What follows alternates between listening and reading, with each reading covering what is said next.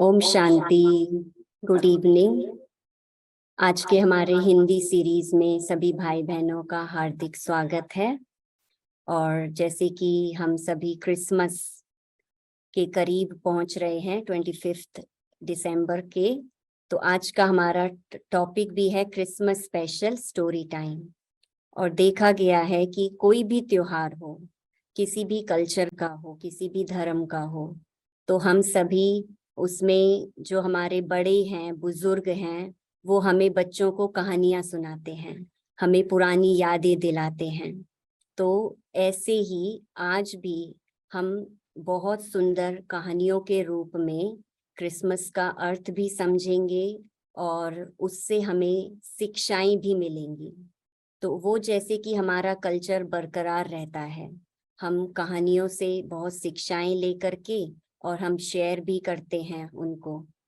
तो ये आज के इस पूरे सीरीज में, इस पूरे इवेंट में 7 से सवा 8 बजे तक हम आज स्टोरी, हमारे साथ में 4 स्टोरी टेलर्स हैं, जिनमें से सिस्टर एन और अलका बहन, मितेश भाई एंड सिस्टर मोरिन। तो हमारे स्टोरी टेलर्स का भी हम बहुत बहुत स्वागत करते हैं हिंदी सीरीज में। और ये फर्स्ट टाइम हम हमारे जो अंग्रेजी भाई बहने हैं वो इसमें पार्टिसिपेट कर रहे हैं, तो मुझे बहुत बहुत खुशी हो रही है। Thank you for joining us sister Ann and sister Maureen. और इसके बाद में, स्टोरीज के बाद में, हम 10 मिनट मेडिटेशन करेंगे, कैंडल लाइट मेडिटेशन। तो स्क्रीन पर बहुत अच्छा विजुअल होगा, तो हम कैसे उस पर फोकस करके हम आत्मा में भी हम शक्ति भर सकते हैं, वो गाइडेड मेडिटेशन बाद में रहेगा।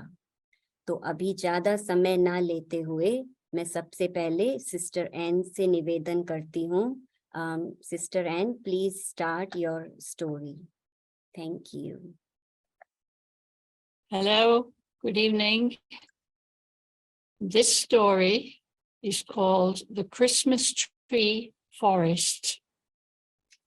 At the far northern end of the world, near the North Pole, is the great walled country, thick with ice and snow everywhere, where the children never grow up.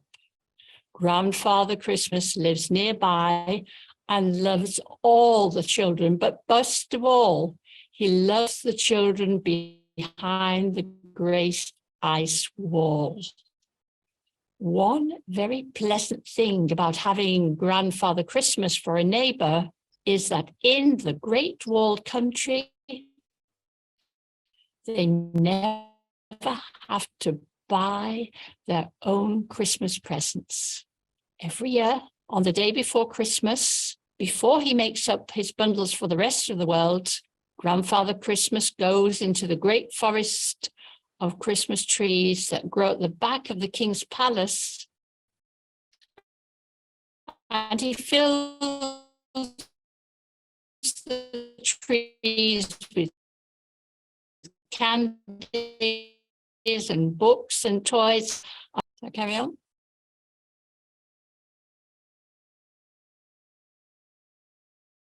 So when the night comes, while the children in all other lands are waiting in their beds,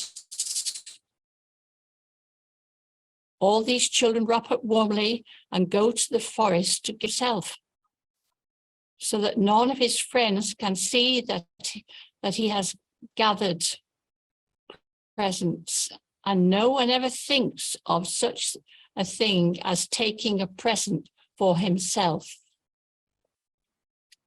One Christmas, an old man visited their land. Sister Anne, your voice is And breaking. hearing about that, yeah, your voice is breaking. it does say the internet is unstable here. Okay, let me translate what you have said. Yeah, I did wait, and you didn't. I waited at the mark.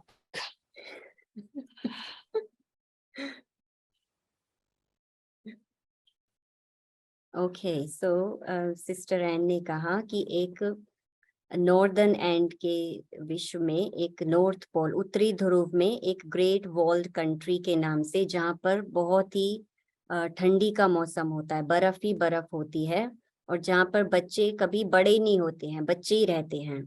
और वहाँ Christmas, grandfather Christmas, वो उनके पास में रहता है, और बहुत उनको, बच्चों को बहुत प्यार करता है, और उनका जैसे कि वो नेबर है।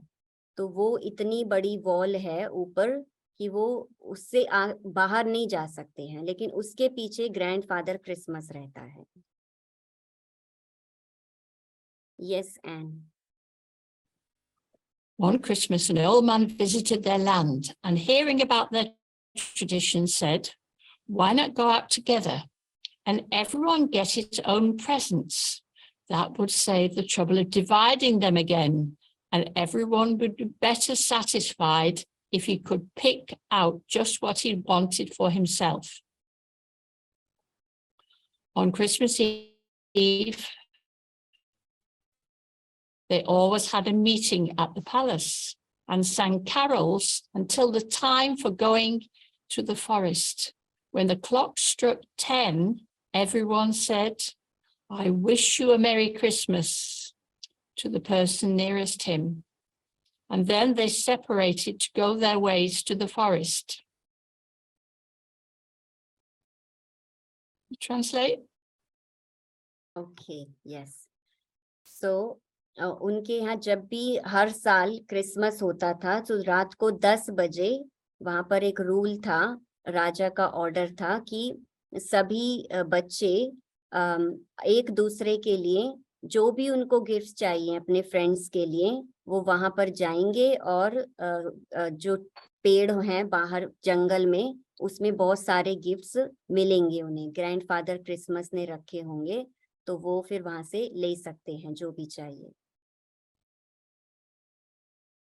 या On this particular night, it seemed to the king that the music was not quite as merry as usual, and that when the children spoke to one another, their eyes did not shine as gladly as he had noticed them in other years. But there could be no good reason for this, since everyone was expecting a better time than usual, so he thought of it no more. There was one person at the palace that night who was not pleased with the new proclamation about the gifts. This was a little boy named Inge, who lived not far from the palace with his sister.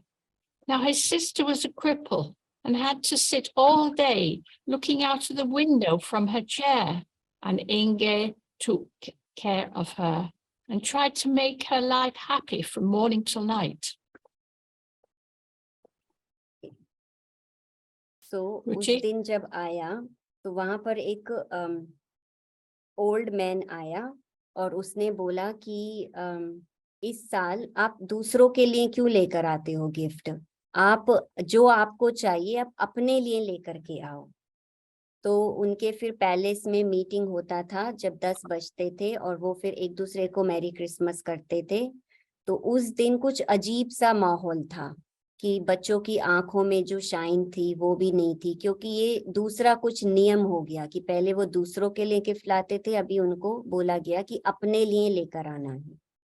और इस बात से एक लड़का था, इंग नाम था उसका, उसकी जो बहन थी वो अपंग थी, चल नहीं सकती थी, हमेशा चेयर पर ही बैठी रहती थी।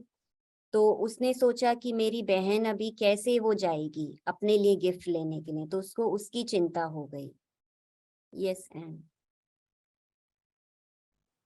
Inge had always gone to the forest on Christmas Eve and returned with his arms and pockets loaded with pretty things for his sister, which would keep her amused all the coming year.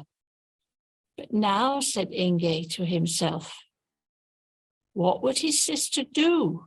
For the king had ordered that no one should gather any presents except for himself, or any more than he could carry away at once. All of Inge's friends were busy planning what they would pick for themselves, but his poor crippled sister could not go a step towards the forest. After thinking about it for a long time, Inge decided that it would not be wrong if instead of taking gifts for himself, he took them all for his sister. Ruchi? उसके इंग के सारे जो friends थे वो planning करने लगे कि हम क्या क्या अपने लिए लेकर आएंगे, लेकिन वो बेचारा अपनी बहन के बारे में सोच रहा था कि वो तो एक स्टेप भी नहीं पैर रख सकती है, तो वो कैसे जाएगी। तो उसने अपने मन ही मन में वो सोच विचार कर रहा था, तो उसने सोचा कि कोई बात नहीं, मैं तो सिर्फ अपनी बहन के लिए ही लेकर आऊंगा और किसी को बताऊंगा नहीं। Okay. When the clock struck 10, the children went into the forest, each one to look for their own present, as the old man had suggested. 10 minutes later, if you had been in the forest, you might have seen the children standing in dismay with tears in their eyes and exclaiming that they had never seen such a Christmas Eve before. For as they looked eagerly on the branches of the evergreen trees, they saw no presents hanging them. They searched further into the forest in case Grandfather Christmas had chosen a new place this year for hanging his presents, but still no presents appeared. Ruchi? Ruchi? या तो सब बच्चे फिर Christmas ewe के दिन जैसे वो हर साल जाते थे तो वो जाने लगे। तो फिर उन्होंने क्या देखा, जंगल में बहुत दूर चले और उन्हें कुछ नहीं मिला, कि हर एक पेड़ पर उन्होंने खोजा। तो वो कहते हैं कि ऐसी क्रिसमस ईव तो हमने पहले कभी नहीं देखी, नो प्रेजेंट। इस बार ग्रैंडफादर क्रिसमस को क्या हुआ जो कोई भी प्रेजेंट हमारे लिए नहीं रखा। या As the children were trooping out of the forest, after hours of weary searching, some of them came upon little Inge, who carried over his shoulder a bag that seemed to be full and overflowing. When he saw them looking at him, he cried, "Are they not such beautiful things? I think Grandfather Christmas was never so good to us before." "No presents?" said Inge. "I have my bag full of them." But he did not offer to show them because he did not want the children to see that they were all for his little sister instead of himself. "Why? What do you mean?" cried the children. "There are no presents in the forest." Then the children begged him to tell them in what part of the forest he'd found his presents. And he turned back and pointed to the place where he had been. "I've left many more behind than I brought away," he said. "There they are. I can see some of the things shining on the trees, even from here." But when the children followed his footprints in the snow to the place where he'd been, they saw nothing on the trees. Ruchi? या सो घंटों के search करने के बाद भी जब बच्चों को कुछ नहीं मिला, तो वो दूर से देखते हैं कि जो इंग था वो आ रहा है, उसका बैग तो पूरा जो भी प्राइस, जो भी गिफ्ट्स हैं सब भरा हुआ है। तो वो उसको पूछते हैं, तो वो थोड़ा डर जाता है इंग, वो ऑफर भी नहीं करता है। तो कहते हैं कि इस बार तो हमें कोई गिफ्ट नहीं मिला। वो कहते हैं कि मेरे को तो बहुत सारे गिफ्ट्स मिले, बहुत अच्छे गिफ्ट्स मिले। तो कहते हैं कि कौन से जगह पर आपको मिले, कि हमें भी बताओ, हम भी वहां जाते हैं। तो उसने इशारा किया कि वहां पर मैं तो अभी भी देख सकता हूँ, बहुत सारे गिफ्ट्स अभी भी हैं वहां पर। या That Christmas Day, there was sadness all through the great walled country. But those who came to the house of Inge and his sister saw plenty of books and dolls and beautiful toys piled up about the little crippled's chair. And when they asked where these things came from, they were told, why, from the Christmas.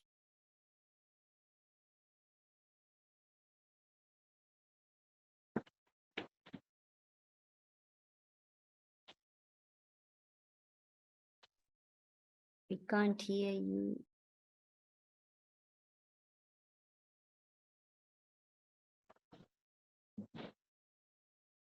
Okay, I think Ann बैन का connection थोड़ा internet में problem है, तो उन्होंने कहा फिर, तो उन्होंने पूछा उसको इनको कि कहाँ मिला, तो बच्चों ने फिर उसके फुटप्रिंट्स को फॉलो किया कि जहां जहां जैसे उसने बताया वो वहां तक गए देखने के लिए, लेकिन फिर भी उन्हें कुछ नहीं मिला। तो वो कहते हैं कि ये इवनिंग तो हमारे लिए सबसे दुख भरी इवनिंग है, ऐसा तो कभी नहीं हुआ कि हम खाली हाथ वापस आए हों।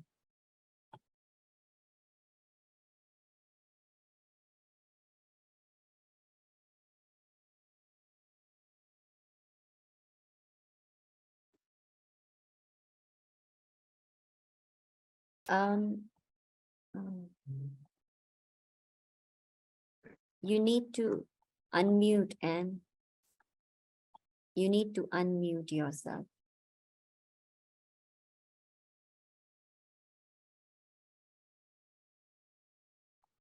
Yeah. Right, I'll start that sentence again then. So the king sent a committee to see Grandfather Christmas. It was hard enough to waken him, for he had always slept 100 days till his Christmas work was over. Oh, Grandfather Christmas, cried the prince who was in charge of the committee. We have come from the king of the great wall country, who sent us to ask why you forgot us this Christmas and left no presents in the forest. No presents, Grandfather Christmas said. I never forget anyone. The presents were there, but you did not see them, that's all. But the children told him they had searched long and carefully in the whole forest, and they had not found a thing that could be called a Christmas gift. Indeed, the boy with the crib.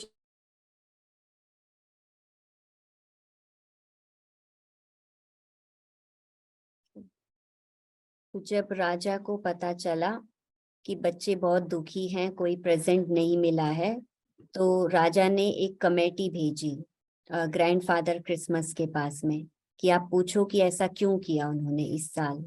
तो वहां पर गए उनके कुछ लोग, committee members, तो उन्होंने grandfather Christmas जो कि सोए हुए थे, तो उनको पूछा कि इस बार आपने कोई गिफ्ट क्यों नहीं रखे बच्चों के लिए, आप ऐसा कैसे कर सकते हो।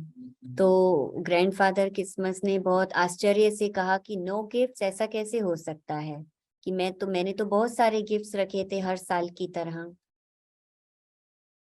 Then the committee was silent, for they had heard of the gifts in Inge's house and did not know what to say. You'd better go home, said Grandfather Christmas, who now began to realize that he had been awakened too soon. I want to finish my nap. The presents were there, but they were never intended for children who were looking only for themselves. I'm not surprised that you could not see them. Remember that not every wise old man, not everything that wise old men tell you is wise. And Grandfather Christmas turned over and went to sleep again. So the committee returned silently to the Great Wall country and told the king what they had heard. The king did not tell all the children of the land what Grandfather Christmas had said. But when the next December came, he made another proclamation, bidding everyone to seek gifts for others, not for themselves, in the old way, in the Christmas tree forest. And so that's what they've done ever since.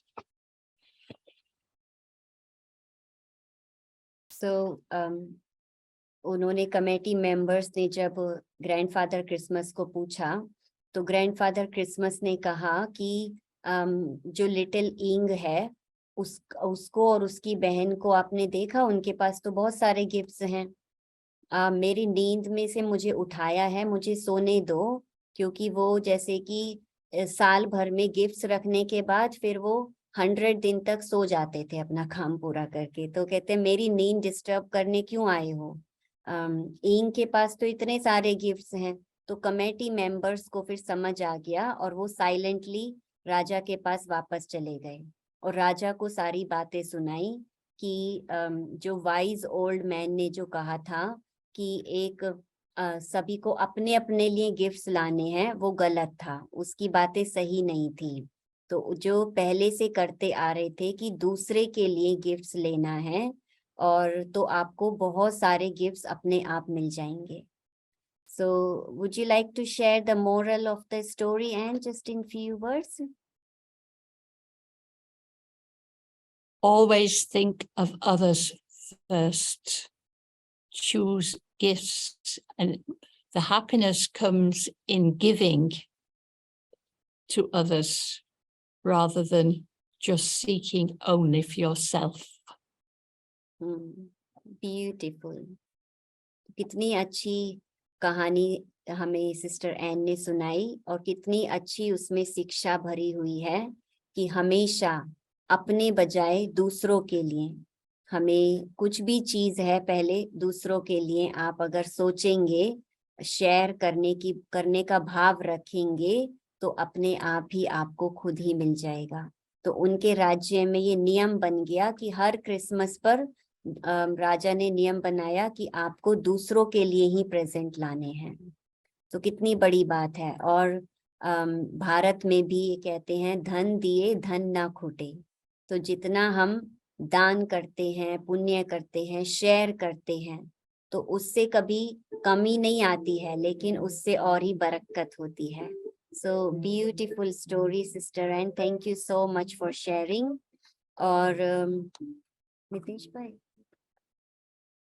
और sister N को हम बहुत सालों से जानते हैं, तो मैं थोड़ा सा, आप उनके फेस से ही देख सकते हैं कि कितनी खुशी, कितनी स्माइल, और हमेशा जैसे कि वो हम हर एक को देख करके जैसे बहुत ही खुश होती हैं और खुश रहती हैं। और आप पिछले 30 ईयर से राजयोग का अभ्यास कर रहे हैं, और आपका एक विशेष गुण जो हमने देखा कि दूसरों के प्रति आपका सेवा भाव, केयरिंग नेचर बहुत है। आप बड़े का छोटे का बहुत प्यार से आप केयर करते हैं, और आपका फेस हमेशा फूल की तरह खिला हुआ रहता है। Thank you so much sister Ann. And now we move on to our next story teller, Alka बहन। So if you can come on the screen. Alka बहन हमारे साथ में है, तो मैं पहले आपसे निवेदन करूंगी आप अपनी स्टोरी सुनाएं।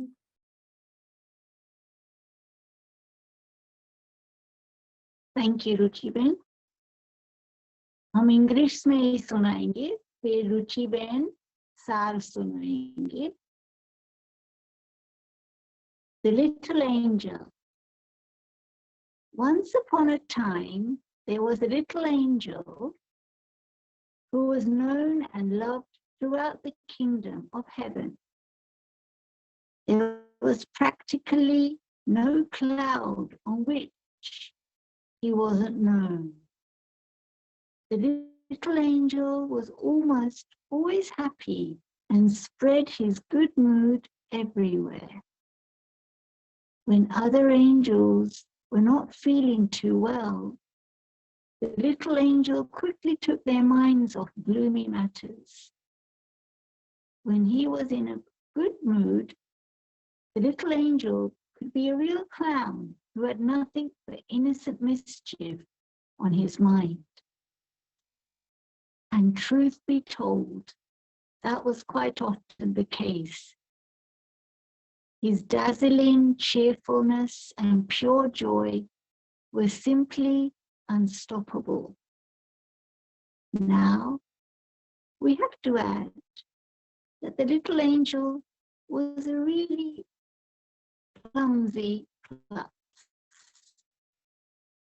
On some days, it almost seemed as if he was all fingers and thumbs.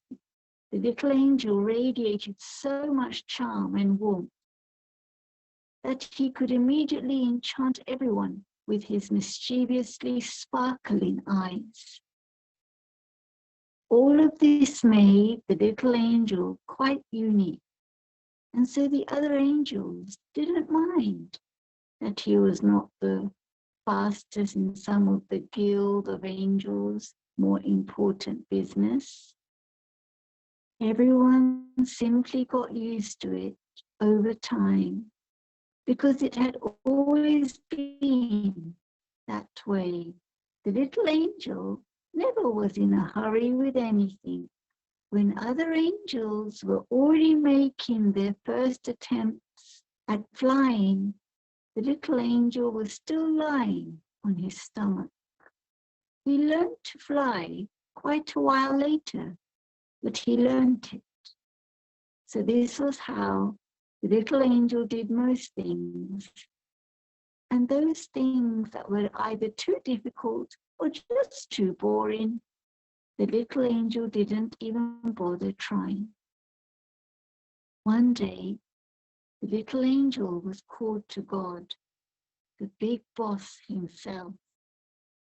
For the first time, the little angel felt fear. What could God want from him? He must have gotten wind of one of his pranks. Perhaps the trumpet angel complained because the little angel had painted his wings red while he was asleep. But really, they looked much better red, especially with the trumpet's golden color. How was the little angel supposed to know that the trumpet angel didn't really like red? And of course, he couldn't know that the wing cleaning would cost him hours. The little angel meant it well. Surely the trumpet angel knew that, didn't he? Or was it the thing with one of the pretty higher angels, the one whose blonde curl he had cut off? Or the thing with the harp, which he had borrowed without permission because he wanted to tune it again? Oh dear, the little angel suddenly remembered quite a lot of things that could have gotten him an appointment with the big boss. But all this pondering didn't really make matters better. Things simply were what they were.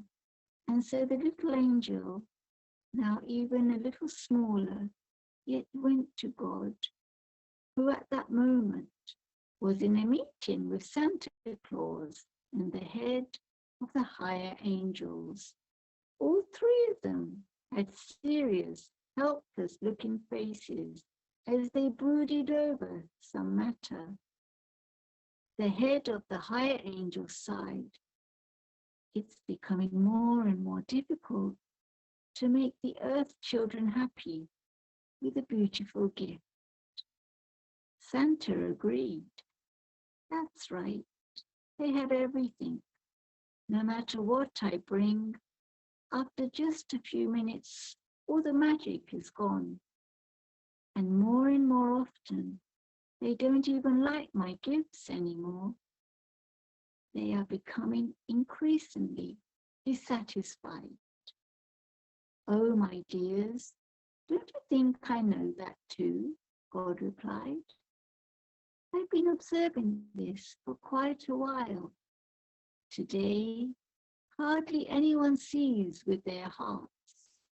All the more attention is paid to appearances and to one or the other status symbol, the fastest car, the biggest house, the greatest holiday, the most money. The second best is usually not good enough anymore, he pondered. That's exactly how it is, said the head of the higher angels. But that's not even all. Seeing God and Santa's questioning looks, she continued to explain the dilemma. The worst thing is that the earth children make demands on themselves and their loved ones that are just as exaggerated. Here too, everything must be picture perfect. And if only one small piece of the puzzle is missing, there's a lot of moaning and groaning. Oh yes, said God, it's really not easy with my earth children.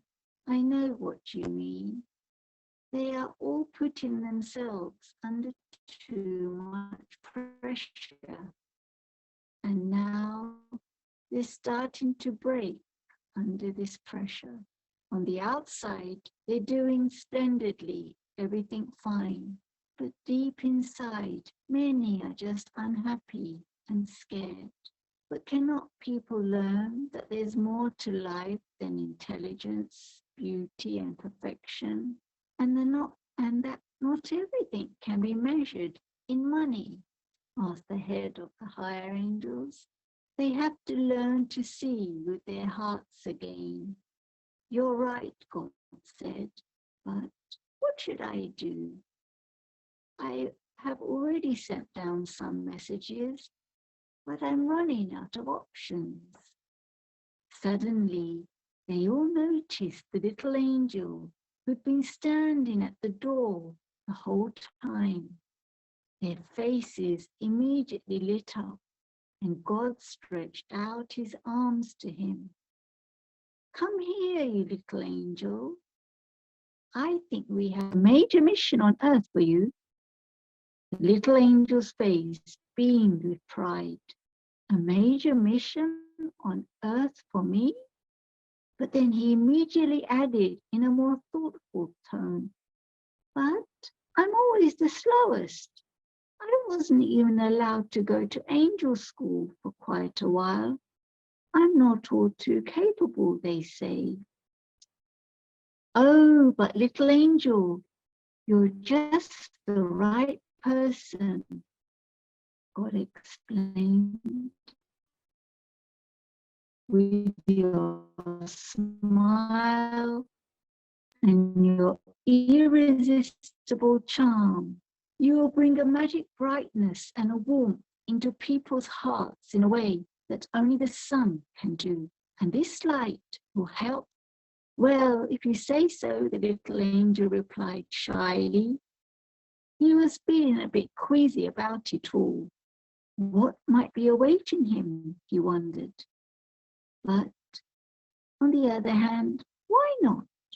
So he stretched out his little wings, looked around briefly again, and flew off to earth. Oh, by the way, the little angel hardly still heard God, as he was on the way so fast. Please stay only one life. You are also needed up here, God called out to him. The little angel shouted back, you got it. If only I had more of the same kind, God thought and smiled. Written by Connie Wink. Thank you. Thank you Alka बहन। अभी मुझे सार में थोड़ा सा सुना सकती हूँ, इतनी लंबी स्टोरी आपने सुनाई, ब्यूटीफुल।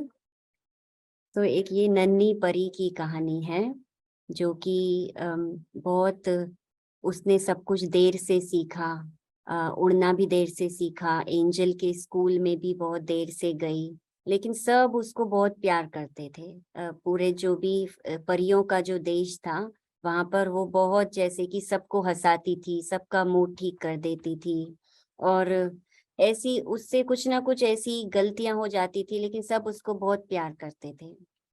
तो एक दिन उसको बिग बॉस गॉड का बुलावा आया तो वो थोड़ा उसको बहुत संकल्प चलने लगा, विचार चलने लगा कि मैंने ऐसा क्या किया जो भगवान ने मुझे बुलाया है और मिलने के लिए।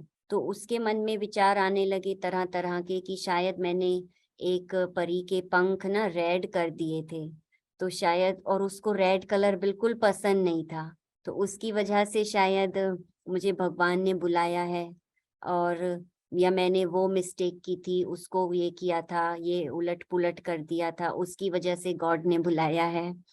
तो वो डरते डरते, उसके मन में विचार चलते चलते वो पहुंच गई वहां पर भगवान के पास बिग बॉस से मिलने के लिए। तो बिग बॉस गॉड और उनके कुछ साथी, फादर क्रिसमस और उनके मंत्री, वो सब मीटिंग कर रहे थे। तो वो धरती पर बहुत सारे बच्चे जो आजकल खुश नहीं हैं, उनकी डिमांड्स बढ़ती जा रही हैं, शो ऑफ बहुत बढ़ता जा रहा है, कि जो उनके पास है उससे खुश नहीं है, लेकिन बड़ा घर, बड़ी कार, ये सब चाहिए। तो कैसे उनकी डिमांड्स को हम पूरा करें, कैसे वो खुश रह सके। तो तो ये सब मीटिंग उनकी चल रही थी। तो उनकी नजर लिटिल एंजल, नन्ही परी पर पड़ी, जो कब से वो बेचारी दरवाजे पर खड़ी हुई थी। तो जैसे ही भगवान ने उसको देखा तो बड़े प्यार से अपनी बाहें फैलाकर उसको बोला कि नन्ही परी, वहां क्यों खड़े हो, मेरे पास आओ, मेरी गोद में आओ। तो उसको बहुत प्यार से उसको अपने पास बुलाया और कहा, तुम्हारे लिए हमारे पास बहुत मेजर मिशन है, धरती पर एक मेजर मिशन है जो तुम ही कर सकती हो। तो जो लिटिल एंजल परी थी, उसको लगा, पर मेरे लिए, मैं तो बहुत स्लो हूँ और फरिश और परियों से की तरह से मैं काम नहीं कर सकती हूँ, उड़ भी नहीं सकती हूँ, और मैंने तो स्कूल भी कितना देरी से जाना शुरू किया, आप मेरे लिए मेजर मिशन आपने रखा। तो कहते हैं हाँ, ये मेजर मिशन सिर्फ आप ही पूरा कर सकते हो। तो उसकी आंखों में थोड़ी चमक आई कि अच्छा, भगवान बिग बॉस कह रहे हैं तो क्यों नहीं। तो उसने मुस्कुराते हुए हाँ कहा, और धीरे धीरे अपने विंग्स को उसने स्ट्रेच किया, खोला, और वो जैसे कि जाने लगी। तो फिर उसको बताया कि आपको क्या करना है, सिर्फ लोगों के दिलों में प्यार बढ़ाना है, उनके चेहरे पर खुशी लानी है, जो आप ही कर सकते हो। तो जैसे ही वो नन्ही परी जा रही थी, तो भगवान ने पीछे से उसको आवाज लगाई, नन्ही परी, तुम सिर्फ एक ही लाइफ के लिए नीचे जा रही हो, एक ही जन्म के लिए, और अ, उसके बाद वापस आ जाना, क्योंकि यहाँ पर तुम्हारी बहुत जरूरत है। तो उसने भी फिर पीछे मुड़ करके बोला, नन्ही परी ने, कि हाँ मुझे पता है। तो अलका बहन, थोड़ा आप इस का मोरल बताएंगे, थोड़ा इसका स्टोरी का, और हिंदी में प्लीज।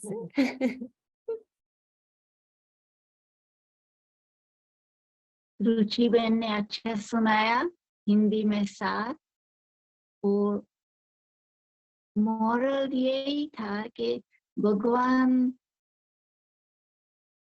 नन्ही परी, परमात्मा से कनेक्शन रख के हम सभी परी हैं, लेकिन हम अपने आप को परी नहीं समझते हैं, क्योंकि हम ऐसे दुनिया में रहते हैं तो परी का नाम निशान नहीं है। लेकिन अभी ऑनलाइन हमने फादर क्रिसमस की कहानी सुनी, अभी नन्ही परी की कहानी सुनी, तो हमको सभी कितना हमारा दिल में क्या हो रहा है। तो एक गिफ्ट मिला है हम सभी को कहानी के रूप से, कि हम क्या लेना चाहते हैं। एक पहली कहानी में तो यही था ने कि केयर, शेयर और इंस्पायर। हमारे लिए सिर्फ गिफ्ट नहीं होना चाहिए, लेकिन हमारा जो प्रेजेंस है ये भी एक गिफ्ट है। और ये जो परी की नानी कहानी, छोटी सी कहानी में से, यही भगवान हमारा दिल देखता है। ये नहीं देखता है कि हमारे पास क्या है क्या नहीं है, हमारा दिल देखता है। और हमारा आत्मा का जो विशेषता है, वो विशेषता ही कहीं देखते रहते, तो ये फिर हम भगवान की नजर हमारे ऊपर है तो वो एक सौगात बन जाता है कि भगवान बिग बॉस की नजर हमारे ऊपर है और सिर्फ हमारी आत्मा के ऊपर। तो फिर वो आत्मा चमक स्पार्कल करते रहे और दिल से दुआ जमा करे। तो आप सभी को इस क्रिसमस में यही सौगात हम देना चाहते हैं कि हर एक अपने आप को ये समझे कि हाँ, हम एक लिविंग क्रिसमस ट्री है। तो ये क्रिसमस ट्री में एक एक जो हमारा गुण है वो चमकता है, वो हमारा अवगुण भी है। तो अवगुण भले है लेकिन हम वो ही नहीं देखे। जैसे बिग बॉस ने ये नहीं देखा ने कि नन्ही परी में ये कमी है, लेकिन उसने उनका दिल देखा, वो प्यार देखा और फिर उसमें विश्वास बढ़ाया। Thank you. बहुत बहुत धन्यवाद अलका बहन। इतना अच्छा आपने सुनाया कि we are the living trees, और हम सभी को ये लाइफ मिली है नन्ही परी की तरह। बिग बॉस ने हमें भेजा है यहाँ धरती पर खुश रहने के लिए, खुशी बांटने के लिए। तो वो हमारा दिल देखता है, ना कि हमारे पास क्या है। और अलका बहन बचपन से ही, आपको बता दें, बचपन से ही राजयोग का अभ्यास करते हैं। आप राजयोग टीचर हैं और हम आपको देखते हैं कि आपका दिल कितना विशाल दिल है, बेहद का दिल है, जिसमें सभी के लिए प्यार ही प्यार है। केयर, शेयर और इंस्पायर आप करते रहते हो सभी को दिल से। तो वो आप एक लिविंग एग्जाम्पल हो। थैंक यू फॉर जॉइनिंग अस। और अभी हम अपने नेक्स्ट स्टोरी टेलर की तरफ जाते हैं, और हमारे नेक्स्ट स्टोरी टेलर हैं मितेश भाई। मितेश भाई, आपका भी बहुत बहुत स्वागत है इस हिंदी सीरीज में, और आप पहली बार ही हमें ज्वाइन कर रहे हैं आई थिंक। तो आप अपनी स्टोरी पेश करें। Thank you.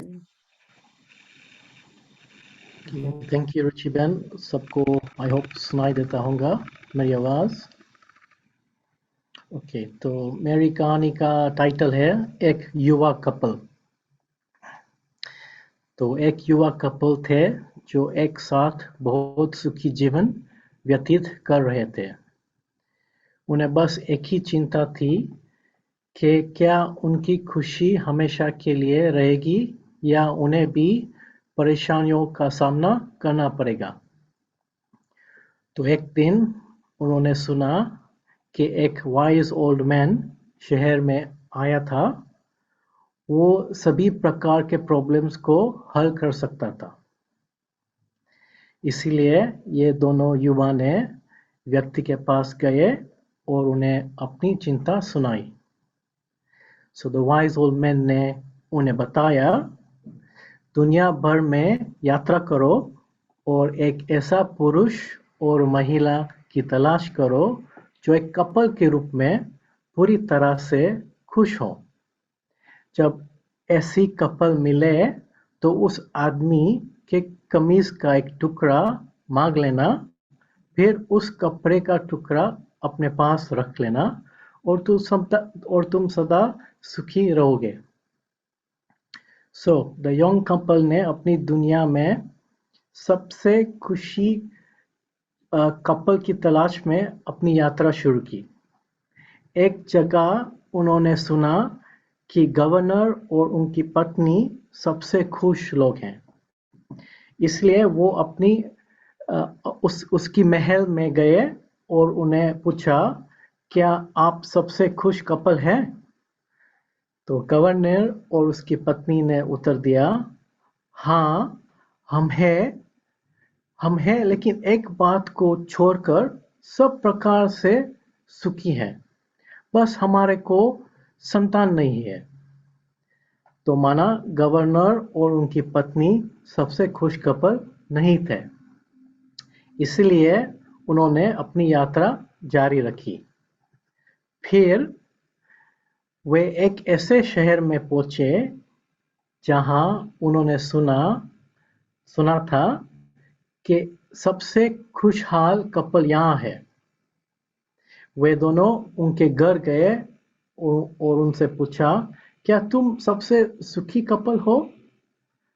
तो वाइफ ने जवाब दिया, हाँ, हम वास्तव में हैं, हर तरह के खुश हैं, सिवाय के हमारे बहुत सारे बच्चे हैं जो हमारे जीवन को थोड़ा असहज बना देते हैं।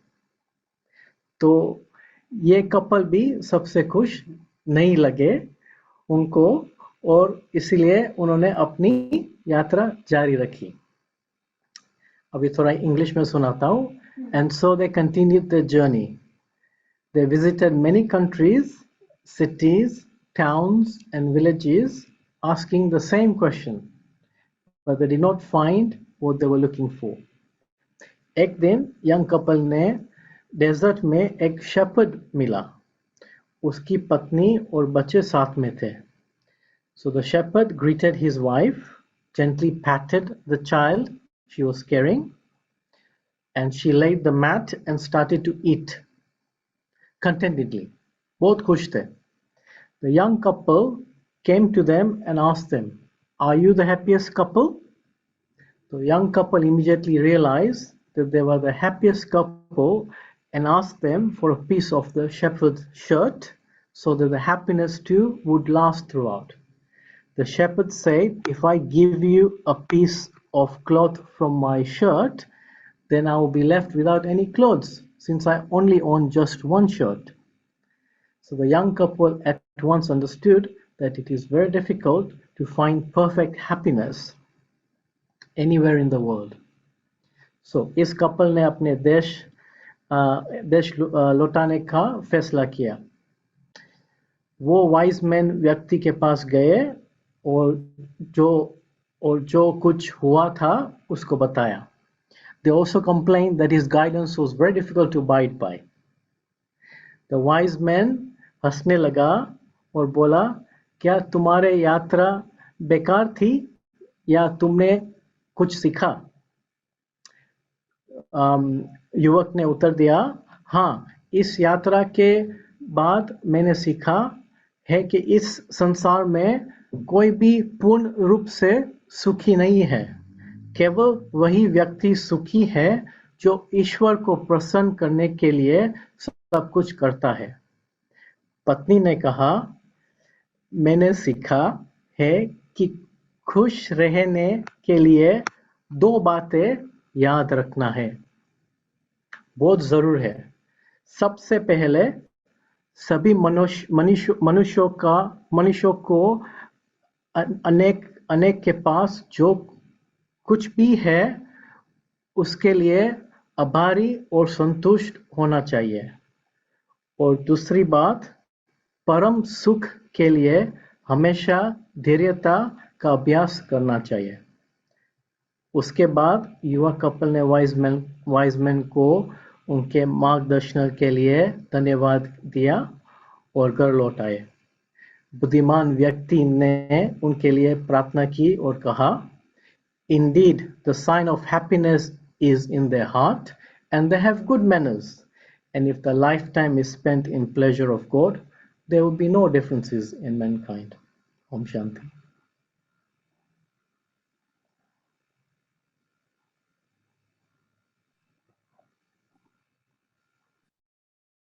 ब्यूटीफुल।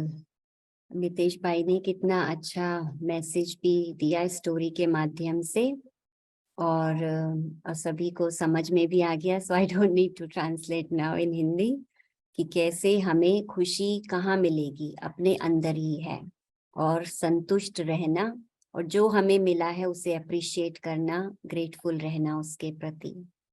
और अभी हमारे यहाँ पीछे थेम्स वाटर में कुछ प्रॉब्लम था, तो पानी नहीं था पूरा दिन। तो उस समय पानी जब नहीं था तो कितनी वैल्यू उसकी पता चली। तो जो भी हमें मिला है, भगवान ने हमें दिया है, उसके प्रति हम बहुत खुश रहें, उसके लिए हम अप्रिशिएट करते रहें। और तो इससे हमारे अंदर जो खुशी हमारे अंदर ही है वो बढ़ती रहेगी। और भगवान को हमेशा याद करना है। कहा जाता है ना, कि दुख में सिमरन सब करे, सुख में करे ना कोई। कि सुख में तो कोई नहीं करता है, दुख में सभी करते हैं। तो अगर सुख में भी करें तो दुख होगा ही नहीं। मितेश भाई भी हमारे 25 से भी अधिक सालों से राजयोग का अभ्यास भी कर रहे हैं और राजयोग के टीचर भी हैं। और आपकी एक खास विशेषता हमने देखी कि आप में एक बहुत अच्छा बैलेंस है रमणीकता और गंभीरता का ना। तो आपने ग्लोबल हाउस में जो क्रिसमस शोज पैंटमाइम्स जो होते थे उसमें भी बहुतों में आई थिंक मोस्टली आपने पार्टिसिपेट करते थे। और खास जो हम सीखते हैं यहाँ पर इस वर्ल्ड स्पिरिचुअल यूनिवर्सिटी में, तो ज्ञान योग जो हम सीखते हैं उसमें भी आप एकदम एक्यूरेट आपका ये बैलेंस रहता है। तो रमणीकता और गंभीरता हमने आप में देखा है। So thank you for joining us today. तो अभी हमारे खास जिसका हम सभी को इंतजार था, सिस्टर मोरिन, मैं थोड़ा सा आपका परिचय भी देना चाहूंगी। आज हमें सौभाग्य मिला है मोरिन बहन से सुनने का, और आपको हिंदी आप समझते तो हैं लेकिन बोलने में थोड़ा सा नहीं आती है। तो मैं हिंदी में ही इंट्रोडक्शन भी दूंगी आपका। सो सिस्टर मोरिन जो हमारे Brahma Kumaris world spiritual university UK में आप प्रोग्राम डायरेक्टर हैं, और साथ साथ आप जैसे कि आपका इंटरेस्ट रहता है बहुत सारे जो वर्ग हैं different education, youth wing, women issue, interfaith dialogue, environment issues, तो उसमें खास आप कैसे उसको हम आध्यात्मिकता के ज्ञान से आध्यात्मिकता को अपनाकर हम उसको सॉल्व कर सकते हैं, तो आपका उसमें बहुत योगदान रहता है। और आप ब्रह्मा कुमारीज के रिप्रेजेंटेटिव हैं at the United Nations Vienna, और आप स्पिरिट ऑफ ह्यूमैनिटी फोरम के प्लेटफॉर्म पर भी आप बहुत अच्छी सेवाएं देते हैं। और अभी आप कल ही जो COP27 I don't think so I would pronounce properly, Montero आप गए थे, तो आप कल ही वापस आए हैं वहां से अपनी सेवाएं दे करके।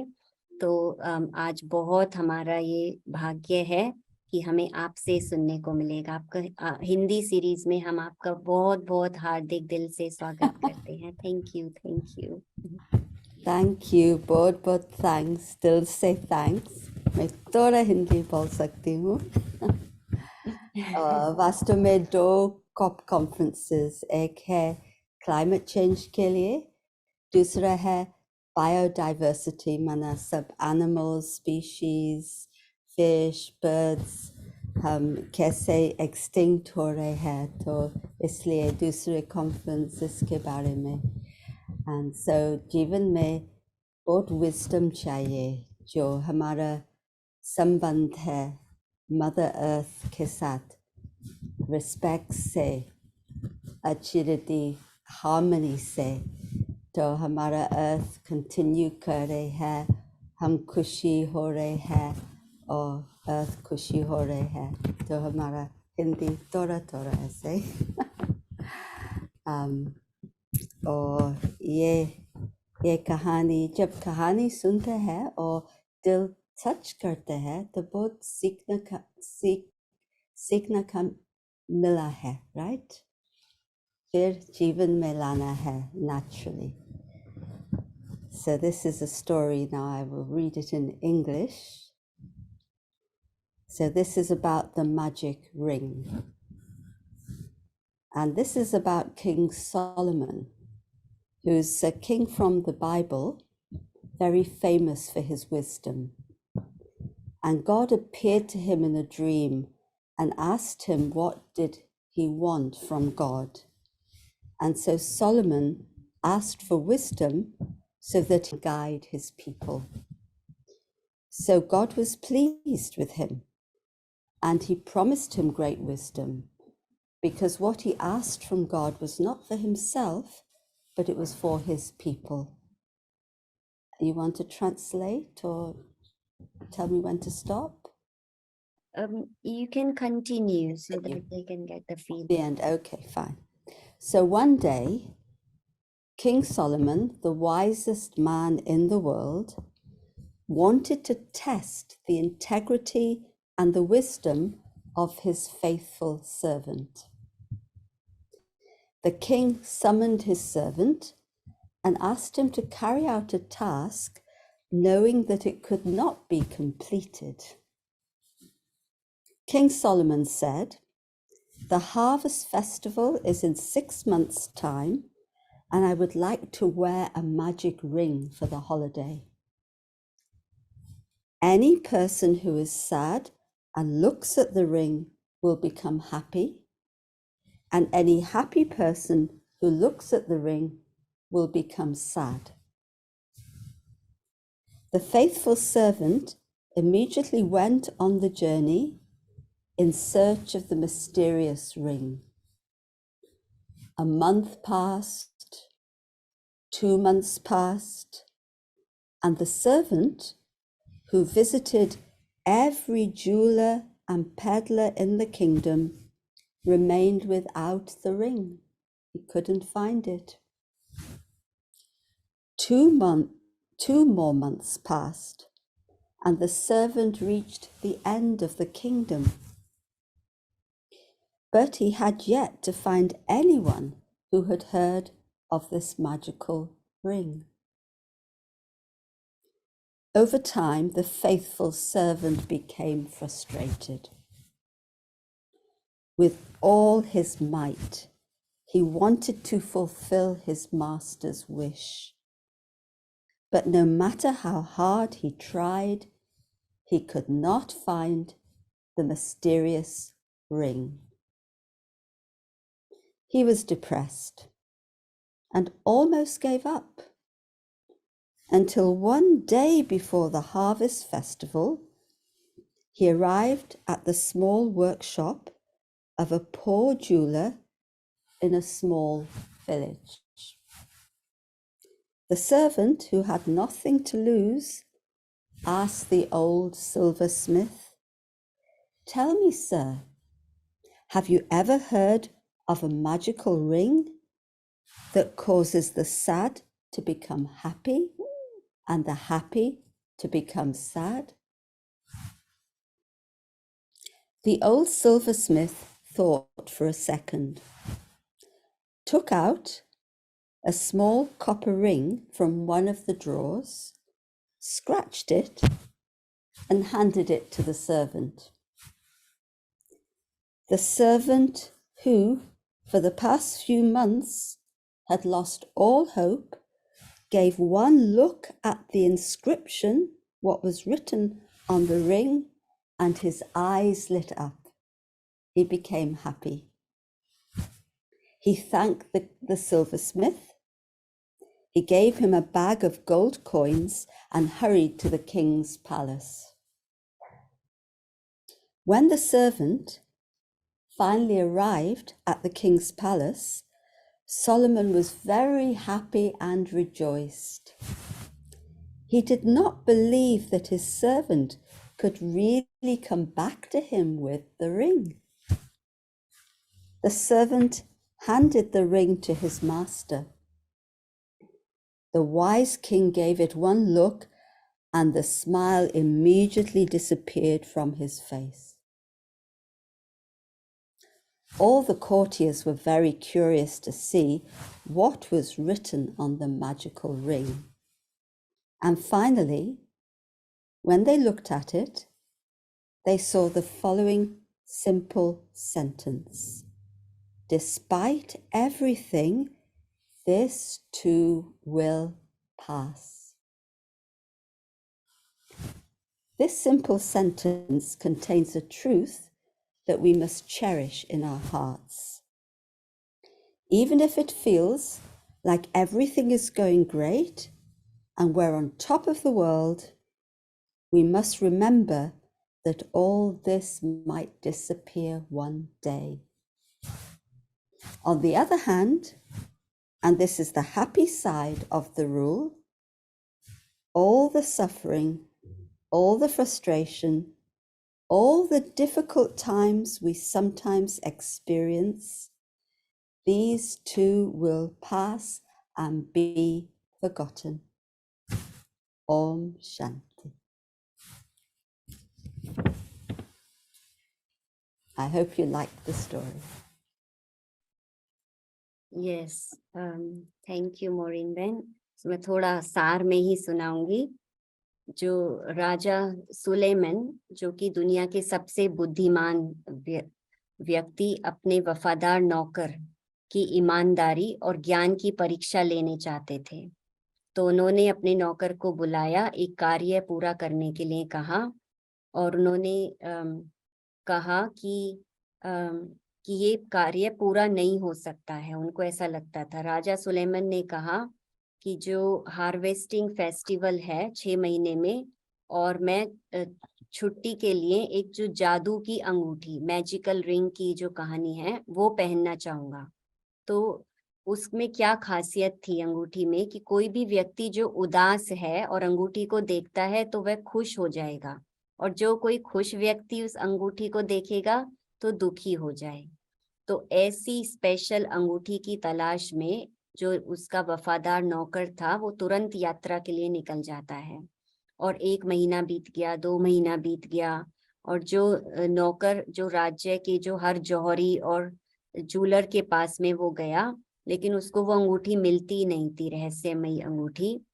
तो जादुई अंगूठी के बारे में सुना हो ऐसा उसने कोई नहीं मिला।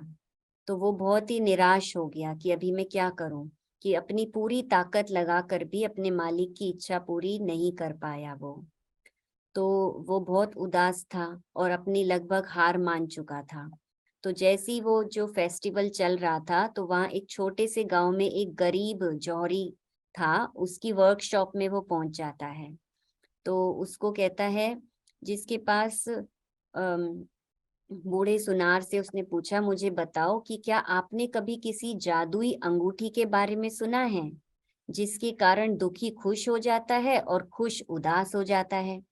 तो बूढ़े सुनार ने एक पल के लिए सोचा कि एक जो ड्रॉर थी, छोटी तांबे की अंगूठी निकाली उसमें से, और उसे ऐसे स्क्रैच किया और नौकर को दे दी। तो नौकर, जो पिछले कुछ महीनों से सारी आशा खो चुका था, उसकी आंखों में जैसे चमक आ गई उसको देख करके। उसने उसको धन्यवाद दिया और उसको कुछ पैसा दिया और आगे चला गया। तो राजा के पास पहुंचा तो सुलेमान बहुत खुश हुआ, आनंदित हुआ। उन्हें विश्वास ही नहीं हुआ कि सचमुच अंगूठी वापस लेकर आ गया। तो उसने जब अंत में जब उन्होंने इसे देखा, तो उसमें एक लाइन, सेंटेंस था कि इस सब कुछ के बावजूद ये भी बीत जाएगा। तो माना ये जो एक जो लाइन थी, I just repeat in English.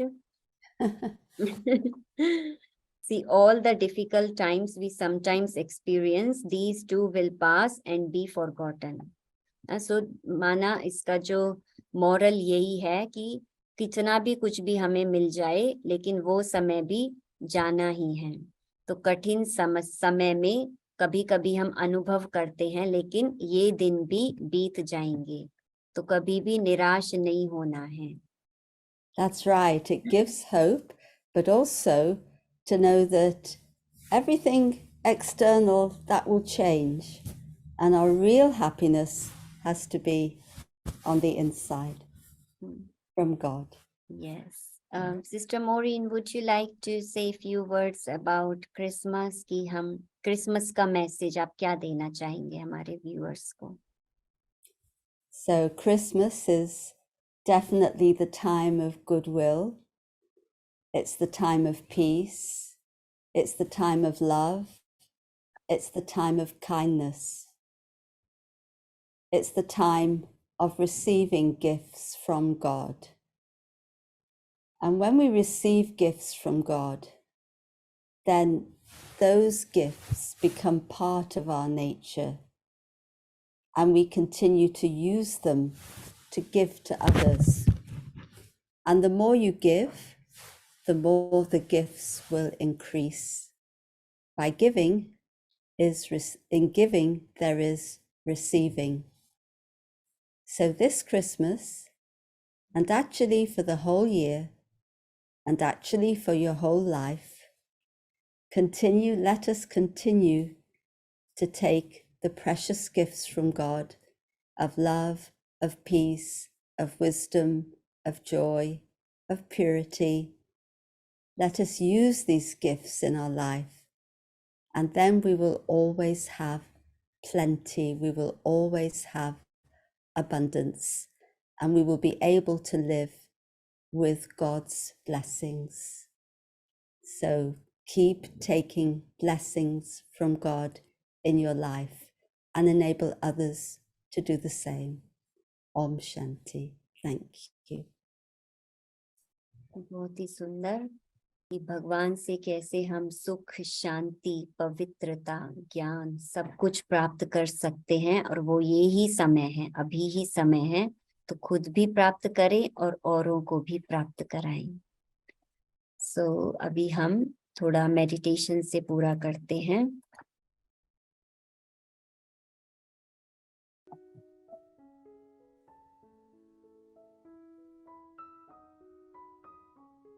जैसे हम स्क्रीन पर देख रहे हैं, जलती हुई लौ, ये जगमगाती हुई कैंडल, ऐसे ही मैं आत्मा ज्योति स्वरूप हूँ।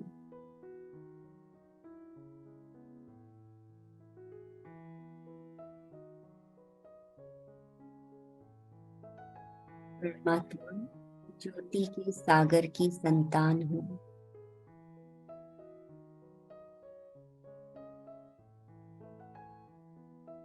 परमात्मा जो सुख, शांति, प्रेम के सागर है।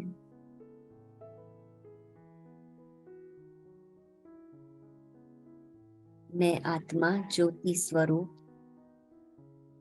उनकी संतान,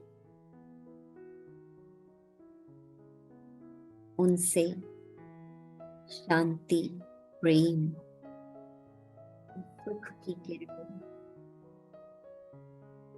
प्राप्त करती।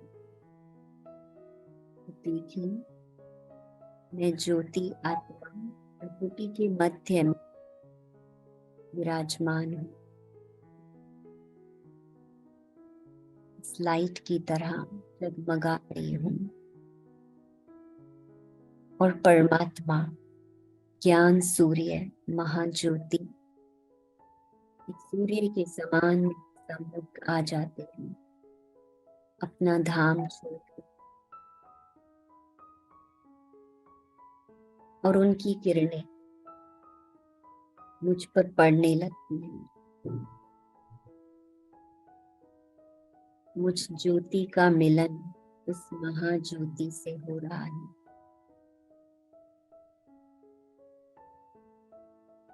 कितना सुखद और अलौकिक ये दृश्य है।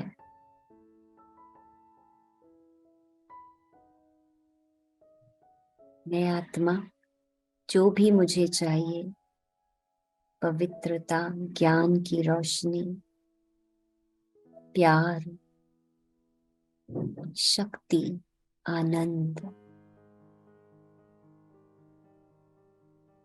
निरंतर मुझे परमात्मा से मिल रहा है। हमारा ये अटूट संबंध और ही गहरा होता जा रहा है।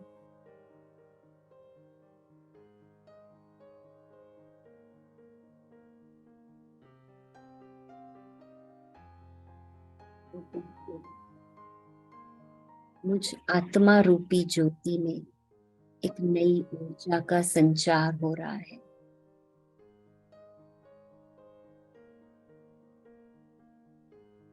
गहन शांति, सुख का अनुभव कर रही हूँ।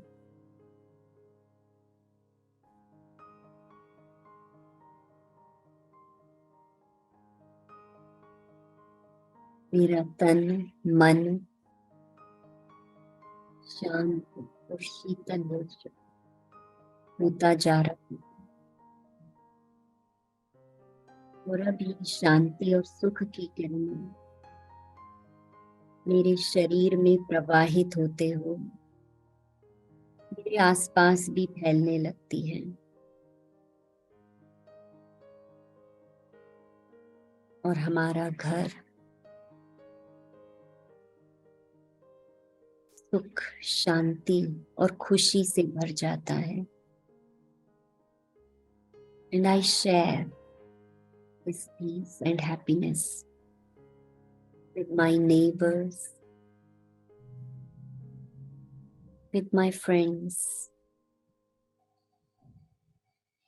with my global family. और ये रोशनी जैसे अंधकार को मिटाते हुए चारों ओर फैलती जा रही है।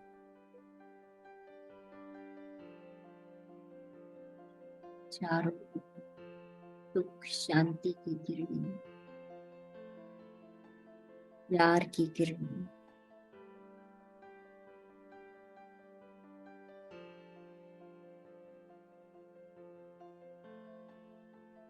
थोड़ी सी सुखद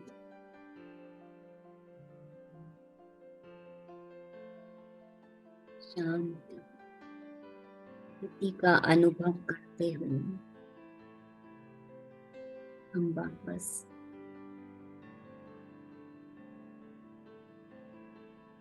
जहाँ भी हम हैं अपने कमरे में घर की अवेयरनेस में आ जाते हैं। ओम शांति।